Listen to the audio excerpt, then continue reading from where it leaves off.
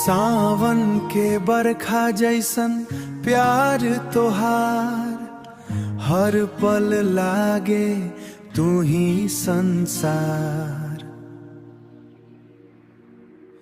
हाथ पकड़ के साथ निभाई, हाथ पकड़ के मौस साथ निभाई।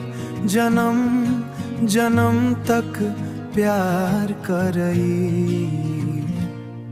तू रहबू साथे त डर काहे के, तोहरे बिना जिंदगी अधूरा लागे रे।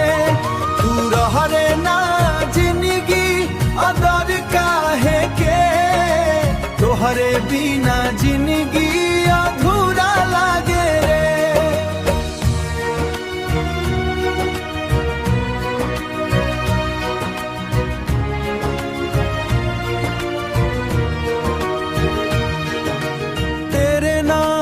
के मेहंदी दिल पर सजवनी,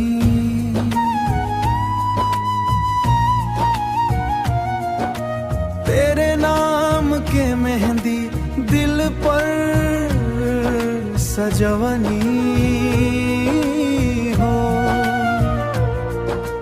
रउआ खातिर अपना जानो लुटवनी, खोए बिना नो जुटवनी। तू रहबू साथे त डर काहे के, तोहरे बिना जिंदगी अधूरा लागे रे। तू रहरे ना जिंदगी अदर काहे के, तोहरे बिना जिंदगी अधूरा लागे रे।